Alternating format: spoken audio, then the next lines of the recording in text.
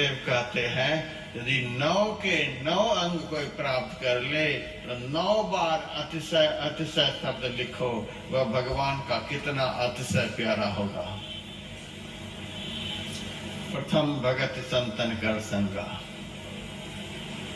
चले गए सत्संग करने के लिए, बैठ गए। ये भक्ति का पहला अंग। हम नहीं कहते यह निरर्थक है। बैठ गए, भक्ति का पहला अंग प्राप्त हो गया और बैठ करके बढ़िया से सुनने लग गए तो भक्ति का दूसरा अंग प्राप्त हो गया। और उसके बाद जिससे भक्ति के विषय में सुने उनकी सेवा भी तो करनी चाहिए। जिन्होंने भक्ति का हमें ज्ञान दिया, जिन्होंने भक्ति का रहस्य हमें बताया, उनकी सेवा भी तो करें। तो बिना सेवा किए ज्ञान हो ही नहीं सकता है। तो उनके प्रति सेवा का भाव भी होना चाहिए। यदि हम सुनाने वाले संत की सेवा करते हैं तो भक्ति का तीसरा अंग प्राप्त हो गया। और उसके बाद जिस ईश्वर परमात्मा के विषय में साधु संत महात्मा मंच पर से सुनाते हैं, उस ईश्वर का गुणगान। कोई आदमी किडनी रोग से पीड़ित हो गया है, किडनी अब काम नहीं कर रही है। प्रत्येक आदमी की देह में 2 किडनी होती है। एक किडनी काम नहीं करती है तो किसी आदमी को कुछ पैसे दे करके उनसे खरीद लेते हैं। डॉक्टर आजकल बेचते भी हैं किडनी। तो किसी से किडनी खरीद करके अपनी देह में लगा लेते हैं, आपका शरीर सुरक्षित हो जाता है। पैसे भी लगाए तो भी उस आदमी के विषय में कितना बोलते हैं, आहा इस आदमी ने हमारी जान बचा दी, ये यदि किडनी नहीं दिए होते तो हम मर जाते। एक किडनी पैसे पर किसी ने हमको दी तो भी हम उनकी बड़ाई करते हैं। कभी कभी कोई रक्तदान करते हैं, किसी की देह में रक्त की कमी हो जाती है, कोई रक्तदान करते हैं। तो जिन्होंने हमारी देह में रक्त दिया उनकी हम कितनी बड़ाई करते हैं।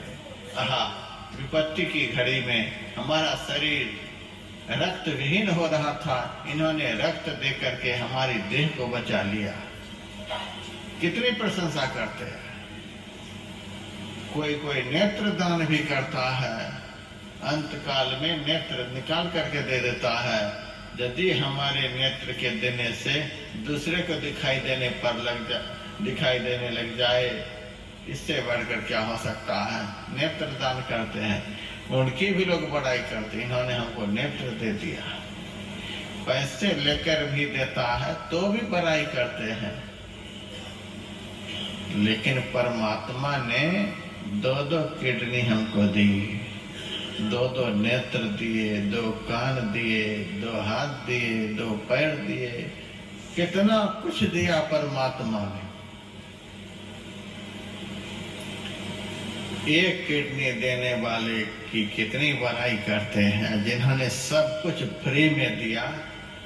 क्या उनका सुबह शाम गुणगान भी नहीं करना चाहिए। हे प्रभु आपने हमको यह दिया वह दिया। तुलसीदास जी महाराज ने तो कहा परमात्मा ने हम लोगों को इतना दिया है कि एक मुंह को कौन कहे, करोड़ों मुंह हमारे पास हो जाएगा तो भी उसका वर्णन नहीं कर सकते। कोटि हो मुख कही जात न प्रभु के, एक एक उपकार करोड़ों मुंह से भी परमात्मा के एक एक उपकार का हम वर्णन नहीं कर सकते।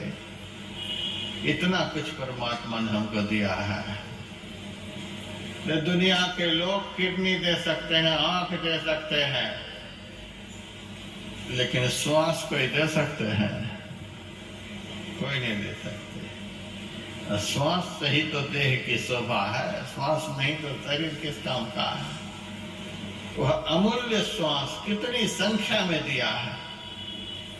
इसीलिए कहा कोटि मुख कही जात न प्रभु के एक एक उपकार।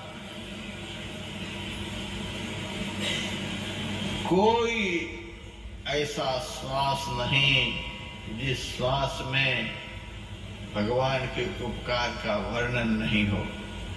प्रत्येक श्वास में भगवान की कृतज्ञता का हमको अनुभव होना चाहिए। और किसी भी श्वास में यदि कोई उस ईश्वर परमात्मा को भूल जाता है तो उस भूलने वालों को कृतज्ञ कहा जाता है। एक श्वास भी यदि हम उस प्रभु को भूल गए तो हम कृतज्ञ हैं।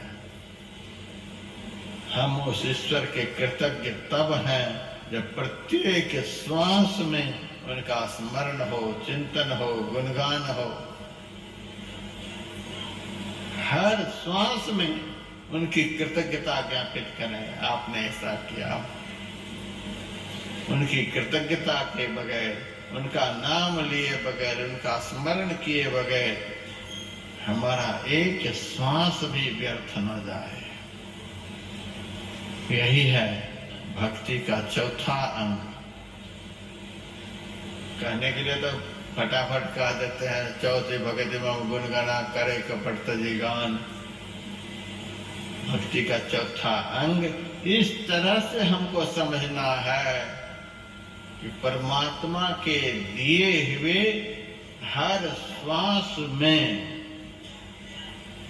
हम उनका स्मरण करें, क्योंकि श्वास कोई नहीं दे सकता।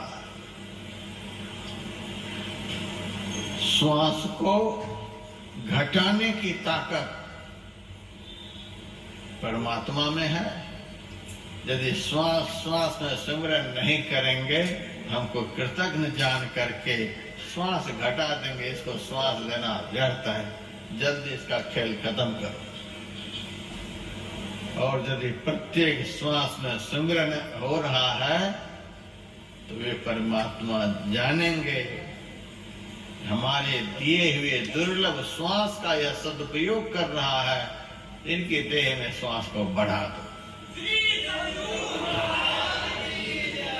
श्वास को बढ़ाने की ताकत, श्वास को घटाने की ताकत श्वास देने वाले ईश्वर के पास है और किसी के पास नहीं।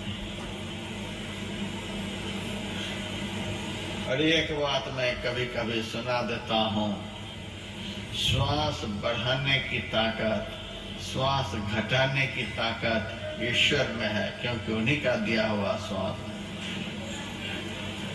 जब शरीर में श्वास नहीं रह जाएगा, श्वास रहित शरीर में फिर से श्वास दिलवाने की ताकत सदगुरु में है।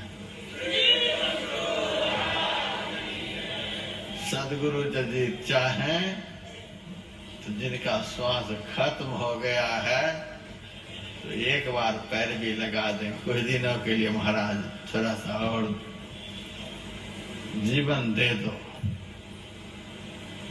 श्वास को जितना देना चाहते हैं परमात्मा, उससे अधिक बढ़वा देने की ताकत संत सदगुरु में है। इसीलिए परमेश्वर सुगुरु बने। इस भाव से ईश्वर का निरंतर गुणगान करना, ऐसा दुर्लभ पदार्थ जो दुनिया में कोई नहीं दे सकते, ईश्वर ने दिया है।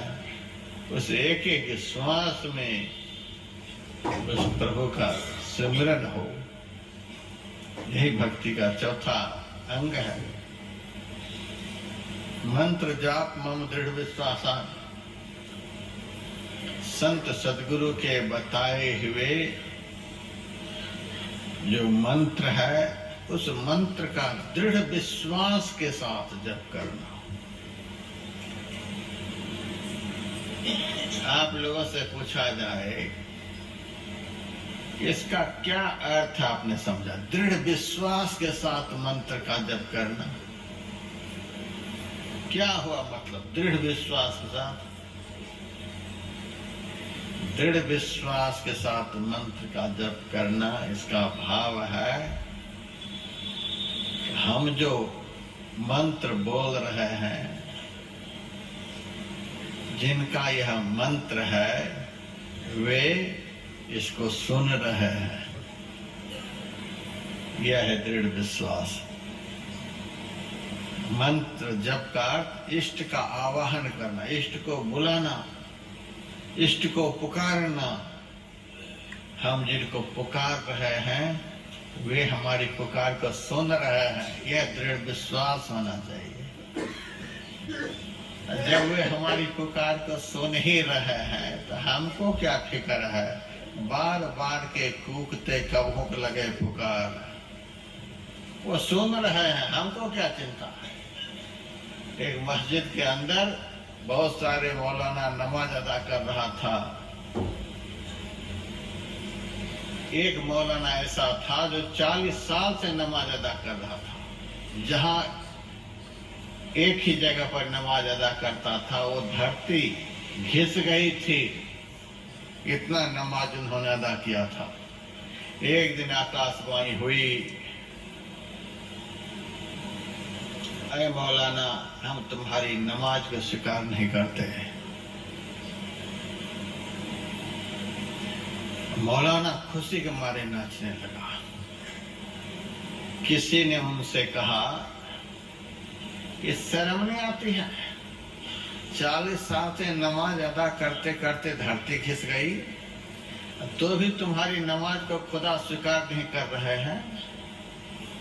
तुम्हें तो शर्म के मारे मर जाना चाहिए था, और तू खुशी के मारे नाच रहा।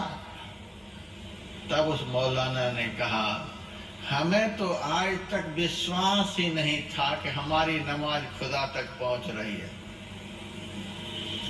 लेकिन आज की आकाशवाणी सुनकर हमें विश्वास हो गया कि हमारी नमाज खुदा तक पहुंच रही है। और जब खुदा तक हमारी नमाज पहुंच रही है तो अब तो और जोर लगा करके नमाज पढ़ूंगा। कभी न कभी उनको स्वीकार भी जरूर करना पड़ेगा। कब तक कान में अंगुली लेकर के वो बैठे रहेंगे? एक न एक दिन अंगुली निकाल करके उनको सुनना भी पड़ेगा। जब पहुंच रही है नमाज तो स्वीकार भी करना पड़ेगा। यही है दृढ़ विश्वास। मंत्र जाप में दृढ़ विश्वास। हम जो अपने इष्ट को पुकार रहे हैं, हमारे इष्ट हमारी पुकार को सुन रहे हैं। मैंने गुरु महाराज का 1200 नाम लिखा है। जैसे विष्णु सहस्र नाम है, शिव सहस्र नाम है, उसी तरह से मैंने महर्षि में ही सहस्र नाम स्तोत्रम लिखा। 1200 नाम है। 1200 नामों में एक नाम मैंने गुरु महाराज का लिखा है, दीर्घ कर्ण। बहुत बड़ा कान वाले, बहुत बड़ा कान। आप लोगों को लगेगा क्या आपने लिख दिया? गुरु महाराज का कान तो हम ही लोगों के जैसा, और आपने लिखा बहुत बड़ा कान वाले। क्या मतलब हुआ इसका? आप किसी मोटर बेचने वाले की दुकान पर जाइए, देखिएगा बहुत से मोटर रखे हुए होते हैं। अब बेचने वाले से दाम पूछिए तो दाम अलग अलग बताएगा। इस मोटर की कीमत है 15,000, इस मोटर की कीमत है 20,000, इस मोटर की कीमत है 60,000। एक ही जैसा बहुत सा मोटर है, लेकिन दाम अलग अलग है। तो पूछा जाता है कि है तो एक ही जैसा देखने में, लेकिन दाम अलग अलग क्यों है? तब बेचने वाला कहता है हॉर्स पावर के आधार पर इसका दाम अलग अलग है। ये 15 हॉर्स पावर का है, ये 30 हॉर्स पावर का है, ये 100 हॉर्स पावर का है। जो जितना अधिक हॉर्स पावर का है उसकी कीमत उतनी अधिक है एक ही जैसा, लेकिन हॉर्स पावर जिसमें ज्यादा अधिक है उस मोटर की कीमत उतनी अधिक है। उसी तरह से कान तो सबका एक ही जैसा है। जिसके कान में सबसे ज्यादा सुनने की ताकत है उस कान को ही बड़ा कान वाला कहा जाता है। सबसे अधिक हॉर्स पावर वाला कान सदगुरु का होता है। इसलिए दीर्घ करना। दुनिया में जहां कहीं भी गुरु महाराज के भक्त हैं, कहीं से भी गुरु महाराज के भक्त विपत्ति में गुरु महाराज को पुकारते हैं तो गुरु महाराज सुन लेते हैं। कहीं से भी पुकारे, धरती का 7वां तल पाताल है, वहां से भी यदि गुरु महाराज का भक्त गुरु महाराज को पुकारेगा तो गुरु महाराज सुनेंगे। आकाश का 7 तल है, अंतिम तल को सतलोक कहते हैं। सतलोक से भी भक्त गुरु महाराज को पुकारेंगे तो गुरु महाराज सुन लेंगे। जब सतलोक तक की आवाज को गुरु महाराज सुनते हैं, पाताल तक की आवाज को गुरु महाराज सुनते हैं, तो 2-4-10 किलोमीटर में रहने वाले जो भक्त हैं उनकी आवाज को नहीं सुनते हैं। यह विश्वासहीनता की बात है। यदि किसी के मन में है कि गुरु महाराज नहीं सुन रहे हैं, बहुत सत्संगी हमारे पास आ जाते हैं, कहते हैं महाराज लड़का बीमार हो गया है, महाराज आशीर्वाद दो। तो हम कह देते गुरु महाराज का सुमिरन कर। तो गुरु महाराज का सुमिरन तो करते ही रहते हैं महाराज। गुरु महाराज के सुमिरन करने से तुम्हारा काम नहीं बना तो अब तुम्हारा काम दुनिया में किसी से बनने वाला नहीं है। तो बाईपास पकड़ रहा है।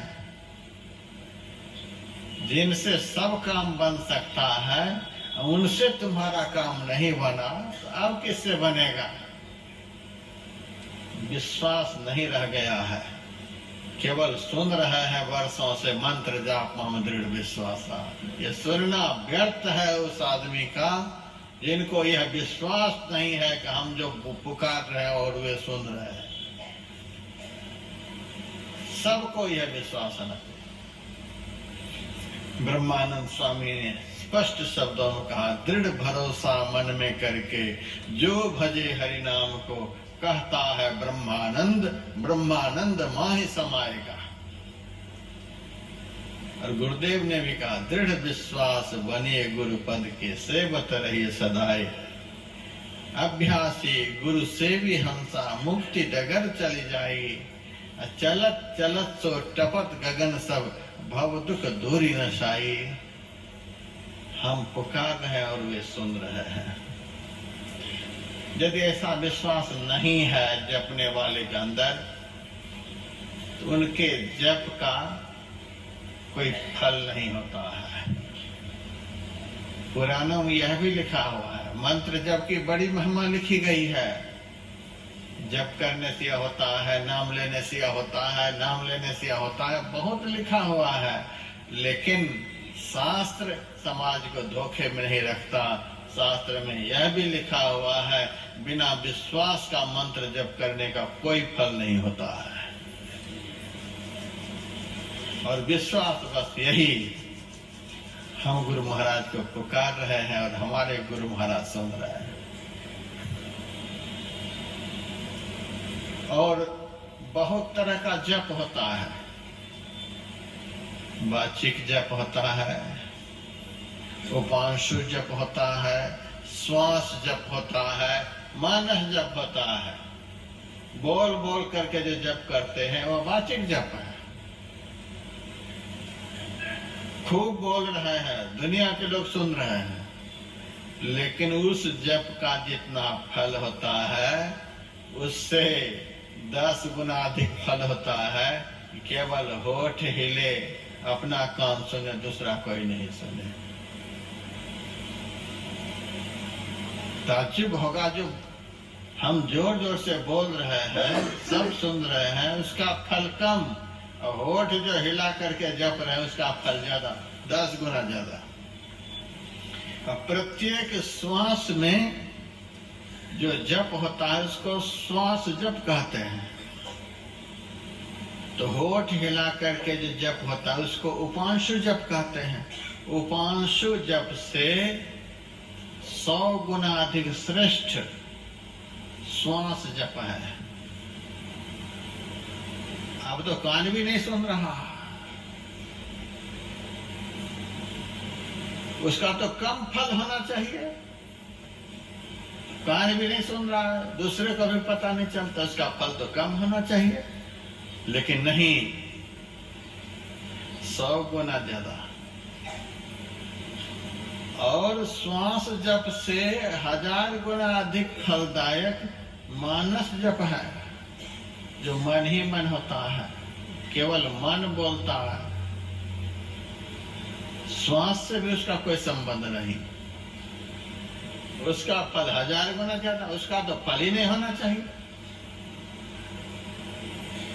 तो जितना जप को हम अंदर की तरफ ले जाते हैं उसका फल उतना ही अधिक बढ़ जाता है। इसका कारण क्या है? इसका कारण यह है कि हम जिनको पुकार रहे हैं वो हमारे अंदर में है। जितना अंदर से जप करते हैं उतना वो अंदर वाले सुनते हैं। हमारे अंदर में है, इसीलिए तो अंदर के जप का उतना ही अधिक फल बताया गया। भागो अंदर में कहां से बैठ करके सुन रहे हैं? ये थोड़ा सा इस विषय पर विचार करिए कि अंदर में वे कहां से बैठ करके सुन रहे हैं। अंदर में वहां से बैठ करके वे हमारी पुकार को सुन रहे हैं जहां से हम पुकार रहे हैं। जहां से हम पुकार रहे हैं वहीं बैठकर वे सुन रहे हैं। सतगुरु संत कंज में वासा, सदगुरु का निवास आज्ञा चक्र में होता है। अब पुकारने वाला कौन है? पुकारने वाला यह जीव है। अजीव का वासा कहाँ है? बिंदु मध्य जीवात्मा सुख स्वरूपेण वर्तते, आज्ञा चक्र में जीव का निवास है। पुकारने वाला वही है, पुकार सुनने वाला वही है। तब भी आदमी को लगता है कि हमारे गुरु महाराज सुन रहे हैं कि नहीं सुन रहे हैं।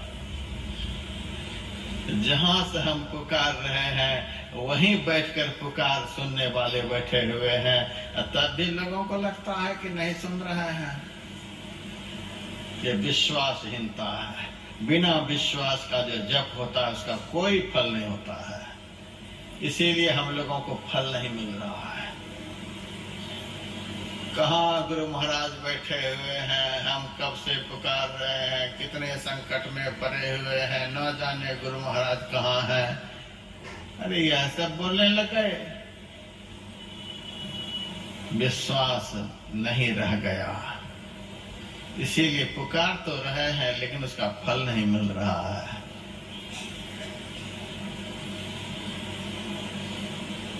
गजराज ने पुकारा तो भगवान आ गए। गजराज हाथी की पुकार को भगवान सुन लेते हैं।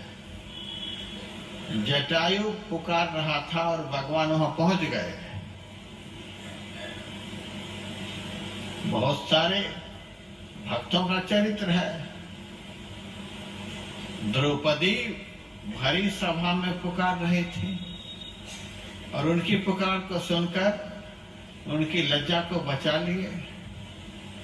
द्रौपदी की पुकार को भगवान सुन लिए, हाथी की पुकार को सुन लिए, गिद्ध की पुकार को सुन लिए। और अपने भक्त की पुकार को नहीं सुनेंगे? विश्वास नहीं है, सुन रहे हैं।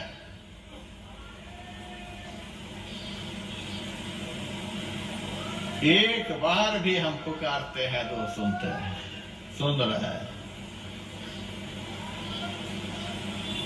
और यह विश्वास आपको तब होगा जब आपकी पुकार प्रत्येक श्वास में होने लगेगी। 21,600 बार 24 घंटे में श्वास लेते हैं। जिस दिन 24 घंटे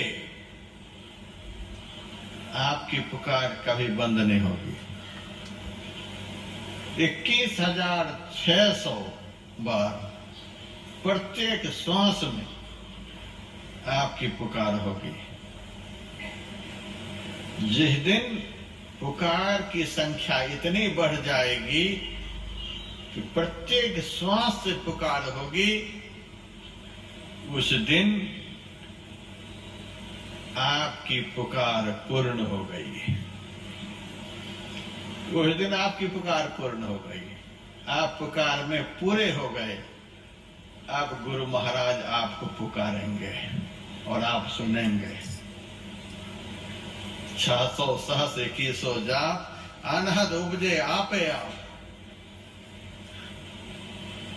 जब तक भक्त पुकारता है तब तक उस पुकार का नाम है वर्णात्मक नाद। भक्त की पुकार का नाम है वर्णात्मक नाद। अक्षर में हम बोल रहे हैं। जब आराध्य देव पुकारने लग जाते हैं भक्त को, तब उस पुकार का नाम होता है अनहद नाद। घट में नाम प्रकट भया, बक बक मरे बलाय। अब उधर से पुकार सुनाई देगी। सुन राम का पे पहुंच के तेरी पुकार है। पहले तो हमको इस लेवल से पुकारना होगा कि कोई भी श्वास खाली ना जाए। श्वास श्वास में नाम सुमिर ले, अवधि घटे तन की। प्रत्येक श्वास में पुकार हो। जब एक भी श्वास आपका खाली नहीं जाएगा, तब आप अपने सदगुरु की पुकार को सुनेंगे। उस दिन पक्का विश्वास हो जाएगा, हाँ आज हमारी पुकार पूरी हो गई। अब हमारे गुरु महाराज हमको पुकारने लगे, क्यों भटकता फिर रहा तो ऐ तलाशे यार में, रास्ता सहरग में है दिलबर पे जाने के लिए। अब उधर से पुकारेंगे। ऐसा विश्वास। मंत्र जप क्या साधारण बात है। बहुत लोग बड़े उतावले हो रखे हैं छलांग लगाने के लिए। मंत्र जप को बिल्कुल साधारण समझ लिए। अरे ज्यादा कुछ नहीं हो रहा है बाबा, क्या कहें, ध्यान तो बनता ही नहीं, दृष्टि जो कहाँ से, जैसे तैसे थोड़ा बहुत जाप चलता है। इसका मतलब जाप को उन्होंने बहुत कम समझा। थोड़ा बहुत जाप चलता है, जाप जुप कर लेते हैं। जाप जुप को वो थोड़ा समझ लिया। क्या कहा जाए, जिससे सब कुछ मिल जाता है उसी को उन्होंने थोड़ा समझ लिया, तो विश्वास कमजोर हो गया। आप लोग इस तरह से अंदर की साधना का तालमेल बैठा करके साधना करें कि जाप का संबंध है मानस ध्यान से, मानस ध्यान का संबंध है दृष्टि साधन से, दृष्टि साधन का संबंध है नादानुसंधान से। ये चारों क्रिया को हम अलग अलग नहीं कर सकते। एक क्रिया दूसरी क्रिया को पकड़ाती है, दूसरी क्रिया तीसरी क्रिया को पकड़ाती है, तीसरी क्रिया चौथी क्रिया को पकड़ाती है। ऐसा यदि कोई चाहेगा, हम 1 घंटा बैठ करके पहले जाप कर लेते हैं, फिर दूसरे सत्र में 1 घंटा ध्यान कर लेते हैं, फिर तीसरे सत्र में दृष्टि जोड़ेंगे और चौथे सत्र में नाद सुनने लग जाएंगे। ये चारों क्रिया को अलग अलग करने वाले सब दिन परमात्मा से अलग ही रहेंगे, कभी मिल नहीं सकेंगे। एक क्रिया का दूसरी क्रिया से संबंध है। जाप करते करते ही रूप प्रकट होता है, रूप का चिंतन करते करते ही बिंदु प्रकट होता है, बिंदु का चिंतन करते करते ही नाद प्रकट होता है। एक क्रिया का दूसरी क्रिया से संबंध है। लोग अलग अलग कर देते हैं, इसलिए अलग अलग रह जाते हैं। सहरसा जिला की तरफ एक गांव है, नाम नहीं बताऊंगा। मैं गया था सत्संग करने के लिए, तो एक माई आई कि बाबा हम आपसे नादानुसंधान लेंगे। मैंने कहा हमसे नादानुसंधान लेंगे? हाँ। आप कितने में देंगे? हमें बड़ा ताज्जुब हुआ, नादानुसंधान लेंगे और आप कितने में देंगे? तो मैंने कहा इधर उसका सौदा होता है क्या? हाँ, एक दो महात्मा इधर 1500 में बेचते हैं।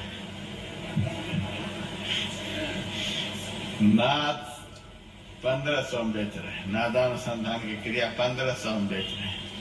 1500 कोई देते हैं तो नाद साधना उसको बतला देते हैं। तो सीधी सादी माई थी, इधर 1500 में नाद बिक रहा है, आप कितना में देंगे? हम तो दंग रह गए। मैंने कहा बिंदु कितना में बिक रहा है? कि बिंदु 1000 में। 1000 में नाद 1500, 1000 में बिंदु, 1500 में नाद।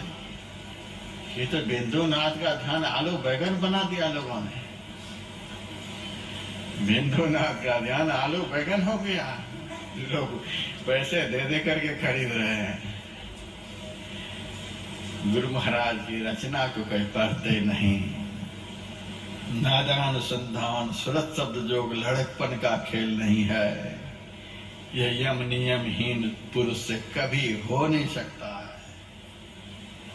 सत्य, अहिंसा, अस्तेय, ब्रह्मचर्य, अपरिग्रह, शौच, संतोष, तप, स्वाध्याय, ईश्वर परिधान, यम नियम की क्रियाओं में परिपूर्ण हुए बगैर नादानुसंधान की तो बात ही नहीं कर सकता है।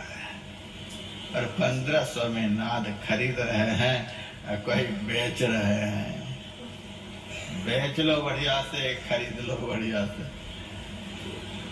कुछ हाथ लगने को नहीं है। इस अंदर की महत्तम साधन प्रक्रिया का समाज दुरुपयोग नहीं करे। 1000, 10,000 जन्म के बाद भी ये दो क्रिया में से एक क्रिया भी हाथ लग जाए, हम कह सकते हैं बहुत जल्दी हासिल हो गया। 1000, 10,000 जन्म के बाद भी इन दो क्रिया में से एक भी क्रिया हाथ लग जाए, समझिए बहुत जल्दी हाथ लग गया। लोगों ने इतना समझ लिया बिंदु को, इतना समझ लिया नाद को। जाप ध्यान को तो कुछ समझ ही नहीं रखा है। अरे बाबा क्या करें, और बिंदु नाद का ध्यान तो होता नहीं, थोड़ा बहुत जाप जुप कर लेते हैं। जाप जुप का कोई महत्व नहीं रहा। जहां से भजन आरंभ होता है, उस आरंभिक साधना का ही महत्व नहीं जीवन में है, तो आगे की उत्कृष्ट साधना की महत्ता को आप क्या समझेंगे? हमारे गुरुदेव ने कितना सुंदर लिखा है, सर्व क्षण गुरु मन जौ में ही रहे हो, निश्चय निर्वाण हो संत सब कहे हो। ये क्या है? मंत्र जप है। प्रतिक्षण यदि मंत्र का स्मरण कोई कर रहा है तो उसका मन गुरु में लगा हुआ है। और गुरु महाराज ने इसका रिजल्ट दिया। सर्व क्षण गुरु मन जो में ही रहे हो। प्रत्येक क्षण में जिनसे मंत्र का जप हो रहा है, रिजल्ट दिया कि निश्चय निर्वाण हो संत सब कहे हो, उसको एक दिन अवश्य मोक्ष मिलेगा, ऐसा सभी संतों ने कहा है। विश्वास नहीं होगा तो क्या होगा।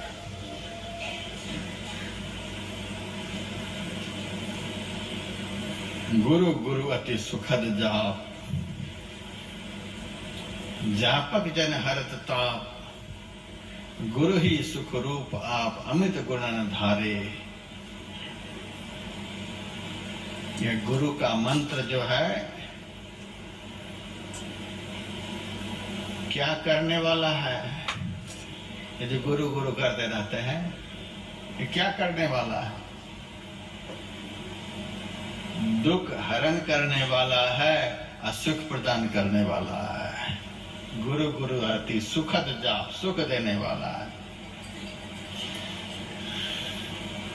इस बार मैं वर्षा ऋतु में देहरादून में ठहरा हुआ था।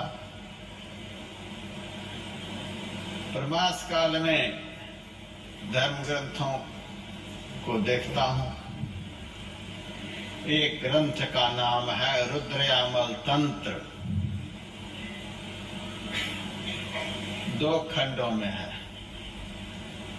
दुनिया में जितने भी धर्म ग्रंथ हैं, सभी धर्म ग्रंथों में शिव जी ने पार्वती जी को उपदेश दिया है, लेकिन रुद्रयामल तंत्र ऐसा ग्रंथ है जिस ग्रंथ में पार्वती जी ने शिव जी को उपदेश दिया है। उस ग्रंथ में मैंने एक मंत्र पढ़ा, पार्वती जी शिव जी को सुना रही है। यह मंत्र इस बार की पत्रिका के फ्रंट कवर पर मैंने छाप दिया है। सबको याद कर लीजिएगा।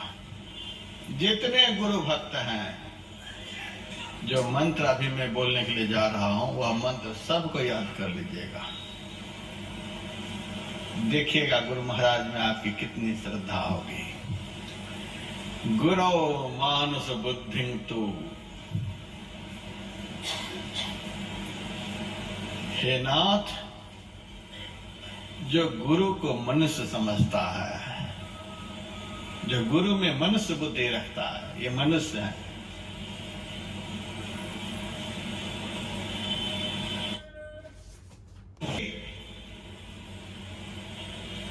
कागज का यह चित्र है, चित्र कागज का है, लेकिन इस कागज में जो है वो कागज नहीं है। इस कागज को आप लोगों को कागज नहीं समझना है। कृपा सिंधु नर रूप हरि, मनुष्य के रूप में भगवान है।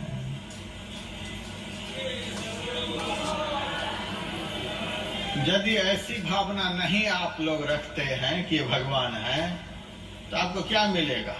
कागज से आपको फल मिलेगा। कागज को हाथ जोड़ने से आपका मनोरथ सिद्ध होगा।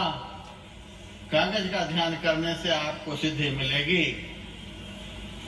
गुरु महाराज का किसी भी रूप में चित्र नजर आए तो हमारे लिए भगवान है। पत्थर के रूप में वह चित्र है, चाहे कागज के रूप में वह चित्र है, चाहे कांच के रूप में वह चित्र है। किसी भी रूप में हमारे गुरुदेव का यदि चित्र है, तो हमारे लिए वह चित्र नहीं, वो भगवान है।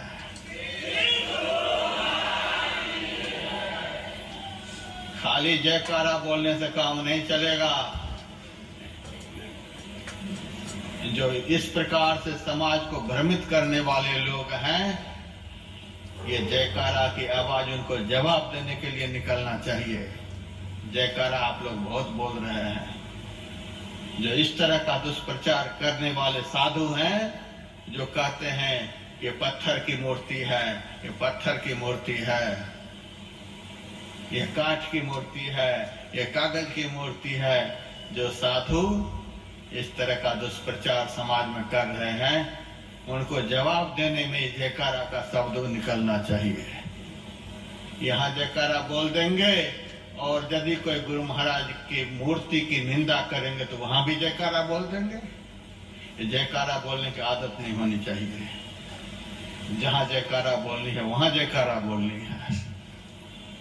बहुत सुनने को मिलता है, इसीलिए इस बार मैंने यह मंत्र दे दिया है, गुरु मानुष बुद्धिं तु। जो गुरु को मनुष्य समझता है, जो गुरु में मनुष्य का भाव रखता है, ये मनुष्य है। परमात्मा ने राम के रूप में अवतार लिया, परमात्मा ने कृष्ण के रूप में अवतार लिया, लेकिन गुरु की ऐसी महिमा, वे परमात्मा भी जब गुरु विश्राम करते थे तो उनके चरणों को दबाते थे। जिनके चरण को भगवान दबाए, उनका चरण हम लोगों के लिए कितना पूजनीय होना चाहिए, यह कल्पना करिए। इसीलिए पार्वती जी कहते गुरु मानुष बुद्धिं तु मंत्रेषु लिपि भावनम। गुरु के दिए हुए मंत्र को जो शिष्य केवल अक्षर समझता है, 2 अक्षर का दे दिया है, गुरु गुरु करते रहो, गुरु गुरु करते रहो। गुरु के दिए हुए ये 2 अक्षर को जो अक्षर समझता है, अक्षर दे दिया है, रट रहे हैं, कदापि नहीं। गुरु के दिए हुए जो यह 2 अक्षर का मंत्र है, इसका अर्थ, मंत्र का अर्थ, जिस अक्षर के मनन करने से शिष्य का त्राण हो जाए, कल्याण हो जाए, वह अक्षर नहीं दिया है, वह आपका कल्याण करने वाला पहरेदार दिया है। इस पहरेदार को अपने होठ पर रखना, यह पहरेदार तुम्हारा कल्याण कर देगा। मंत्रेषु लिपि भावनम, जो गुरु के दिए हुए मंत्र को अक्षर समझता है। प्रतिमा सुशिला रूपम, और गुरु महाराज की प्रतिमा को जो पत्थर समझता है। डिहरी ऑन सोन में सत्संग का आश्रम है, गुरु महाराज का आश्रम है। वहां किसी ने गुरु महाराज की प्रतिमा को लगा दिया था, पत्थर की प्रतिमा को। संत मत का ही साधु उस प्रतिमा को उठा करके नदी में फेंक दिया। नदी में फेंक दिया। संत मत में अब पत्थर की पूजा शुरू हो जाएगी, पत्थर की पूजा शुरू हो जाएगी। इसी संस्था के साधु, और फेसबुक पर डाला गया, दुनिया देखे कि हम फेंक रहे हैं। गुरु महाराज की मूर्ति को उठाकर नदी में फेंकने वाला, मुगल काल में देवताओं की प्रतिमा को, भगवान की प्रतिमा को मुसलमान लोग तोड़ते थे, फोड़ते थे, उठा करके फेंकते थे।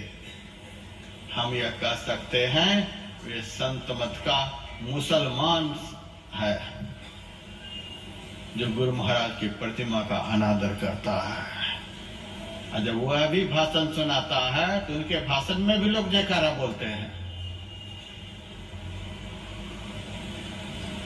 उनके भी भाषण में लोग जयकारा बोलते हैं। हमको तो आजकल पता ही नहीं चलता है श्रोता के सुनने का लेवल क्या रह गया है। जो सुनाया जाए सुन लो, जो सुनाया जाए सुन लो, कभी भी ज्ञान शक्ति का प्रयोग नहीं करने के लिए तैयार है कि क्या सुना रहे हैं।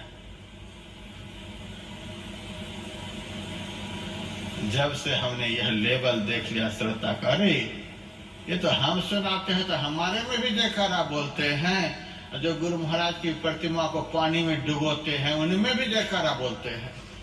इनको तो जयकार बोलने की आदत हो गई है। इसीलिए रोज मैं आप लोगों को ज्ञान किसको कहते हैं यह बतला रहा हूं। कथं ज्ञानम अवाप्नोति, ज्ञानियों की भूमि पर यह ध्यान साधना शिविर का अनुष्ठान हुआ है। इस भूमि पर मैं आप लोगों को बढ़िया से ज्ञान के विषय में सुनाते आ रहा हूं।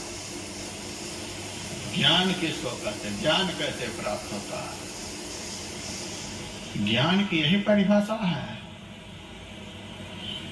रोज हम लोग गुरु महाराज की स्तुति करते हैं, ब्रह्म रूप सतगुरु नमो, करते हैं कि नहीं करते हैं? ब्रह्म रूप सतगुरु नमो, प्रभु सर्वेश्वर रूप, राम दिवाकर रूप, गुरु नासक ब्रह्म तम को। गुरु ब्रह्म रूप है। ब्रह्म किसको कहते हैं? व्यापक तत्व को। सृष्टि के कण कण में जो व्यापक है वो ब्रह्म है। जब वो सृष्टि के कण कण में व्यापक है तो पत्थर में व्यापक नहीं है। लेकिन ज्ञान का स्तर इतना कमजोर हो गया है, केवल जयकारा बोलते हैं, लेकिन कौन क्या बोल रहे हैं कोई जवाब देने के लिए तैयार नहीं। सत्संगी को अब खड़ा होना पड़ेगा जवाब देने के लिए। मेरे मुंह से भी शास्त्र विरुद्ध कोई वचन निकले तो मैं आप लोगों को भी आदेश करता हूं, आप खड़ा होकर मुझे भी मना करा सकते हैं। महाराज यह शास्त्र सम्मत बात नहीं है, समाज को आप भ्रमित नहीं करो। आप लोगों को मैं आदेश देता हूं, मेरी बात यदि किसी को समझ में नहीं आए, यदि लगे कि शास्त्र के विरुद्ध ये बोल रहे हैं, तो आप लोगों में से कोई भी खड़ा होकर मुझे मना करा सकते हैं और मुझे बड़ी खुशी होगी। हम समाज को भ्रमित कर रहे हैं, इसीलिए समाज के लोग हमारे सामने खड़े होकर हमें मना कर रहे हैं। समाज को खड़ा होना पड़ेगा। इसीलिए अब क्वांटिटी बढ़ाने की जरूरत नहीं है, अब समाज में क्वालिटी बढ़ाने की जरूरत है। क्वालिटी उसको कहते हैं कि जो सत्य असत्य का जवाब दे सके, खड़ा होकर के कहे आप गलत कर रहे हैं और आप चुप रह जाते हैं। इससे भ्रांति फैलाने वाले को प्रोत्साहन मिलता है। जहां कहीं भी गलत देखें, कोई भी हो, खड़ा होकर के जवाब दे। प्रतिमा सुशिला रूपम, जो गुरु महाराज की प्रतिमा को पत्थर समझता है, जो गुरु महाराज को मनुष्य समझता है, गुरु महाराज के बताए हुए मंत्र को अक्षर समझता है, गुरु महाराज की मूर्ति को जो पत्थर समझता है, तो पार्वती जी शिव जी से कहती हैं विभाव्य नरकम ब्रजे, वह साधक रौरव नरक में जाता है।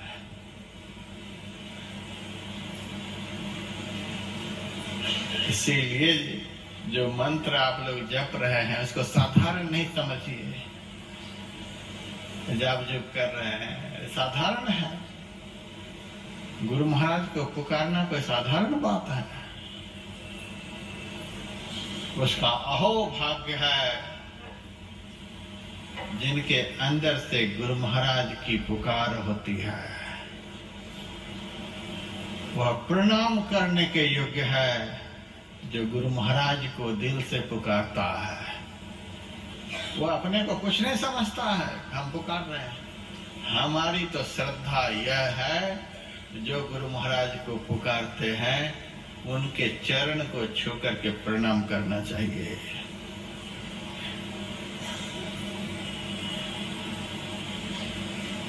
नाम जपत दरिद्री भला, टूटे घर की छान, कंचन मंदिर जार दे जहाँ गुरु भक्ति नान। नाम जपत कुष्टी भला, चुई चुई पड़े जो चाम, कंचन देह के ही काम के जामुख नाही नाम। इतनी महिमा है। गुरु गुरु अति सुखद जाप, जापक जन हरत ताप। गुरु महाराज ये झूठ लिखे हैं। गुरु गुरु अति सुखद जाप, जापक जन हरत ताप। जप करने वाले भक्त के दुख को यह हरण कर लेता है। गुरु महाराज झूठ लिखे हैं। जिनको ऐसा है मन में, ऐसे लिख दिए हैं, तो उनके लिए जप करना भी ऐसे वैसे ही है। बिना विश्वास का जो जप होता है उसका कोई फल नहीं। गुरु महाराज ने जैसा लिखा है तो त्रिकाल सत्य है, ऐसा विश्वास होना चाहिए।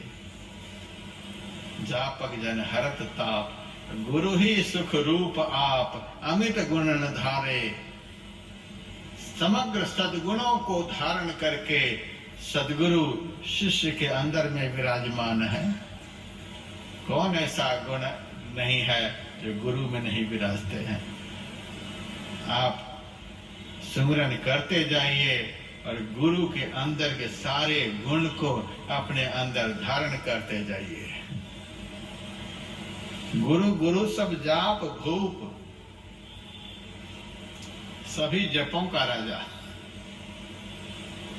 गुरु महाराज ने जो मंत्र दिया है सभी जपों का राजा है। मंत्र राज इदं देवी गुरु रित्यक्षरद्वयम्, स्मृति वेद पुराणा नाम सारमेव न संशयः। अब शिव जी पार्वती जी को कह रहे हैं स्कंद पुराण में, हे देवी, 2 अक्षर का जो गुरु शब्द है सभी मंत्रों का राजा है, स्मृति वेद पुराण का सार है, इसमें कोई संशय नहीं। दूसरी जगह लिखते हैं सप्तकोटि महामंत्रा चित्त विभ्रंश कारका, एक एव महामंत्रो गुरु रित्यक्षरद्वयम्। 7 करोड़ महामंत्र हैं जो चित्त को भ्रमित कर देने वाले हैं। उनमें से 2 अक्षर वाला जो गुरु शब्द है तत्काल फल देने वाला है। शिव जी बोल रहे हैं।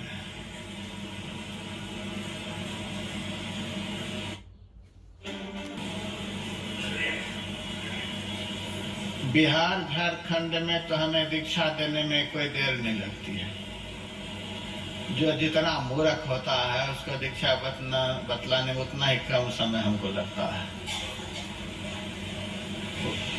कुछ पढ़ा लिखा नहीं, तुरंत हम बता देते हैं कि इस तरह से बैठो, इस मंत्र का जाप करो, इस तरह से ध्यान लगाओ।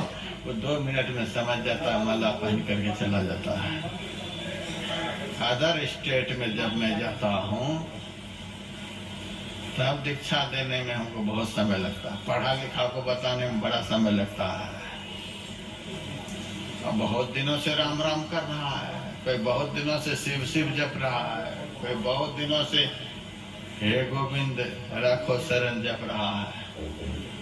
और जो बहुत दिनों से इस प्रकार के मंत्र को जप रहा है और उसको हम गुरु मंत्र जपने के लिए कहेंगे, जल्दी दिमाग में बैठेगा? मुद्दत से राम मंत्र की महिमा है, मुद्दत से कृष्ण मंत्र की महिमा है, शिव मंत्र की महिमा है, और आप हमको वह छुरा करके गुरु मंत्र दे रहे हैं। राम मंत्र क्यों नहीं देते? शिव जी का नाम क्यों नहीं बताते? ऐसा जब तर्क होता है तब बताने में समय लगता है। अब बता तो देता ही हूँ, अब विश्वास भी करा ही देता हूँ। मैं कह देता हूँ ये गुरु जो जपने के लिए बता रहा हूँ ये राम राम ही है, इसको राम राम ही समझ लो। एक ही लड़का है और बाप माँ उनको प्यार से, स्कूल में तो नाम उसका रखा गया है पंकज, स्कूल में नाम है पंकज। घर में बाप उसको कहता है गुड्डू, माँ कहता है चिंटू। बेटा एक ही है लेकिन प्यार से माँ बाप कई एक नाम से उनको पुकारता है, तो बेटा बदल गया। कई एक नाम से जो उनको पुकारा जाता है तो बेटा अलग अलग हो गया। बेटा तो वही है। भाव से घर के लोग उनको बहुत नाम ले लेकर के बोलते हैं। उसी तरह से राम को यदि कोई गुरु नाम लेकर के भी पुकारता है तो बात वही है, राम वही रहता है। ये गुरु नाम भी उन्हीं का है। लोग कहते हैं कैसे, तब मैं उदाहरण देता हूं कि आनंद रामायण पढ़ो। आनंद रामायण में भगवान राम के 1000 नाम हैं। राम के 1000 नामों में उनका एक नाम गुरु भी है। पढ़कर कोई देख ले। शिव पुराण में शिव जी के 1000 नाम हैं।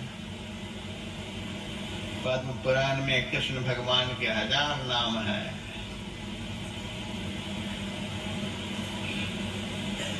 विष्णु सहस्र नाम में विष्णु भगवान के 1000 नाम हैं। इन देवताओं के जो 1000 नाम पुराणों में लिखे हुए हैं, महाभारत में लिखे हुए हैं, रामायण में लिखे हुए हैं, उन 1000 नामों में उनका एक नाम गुरु भी है।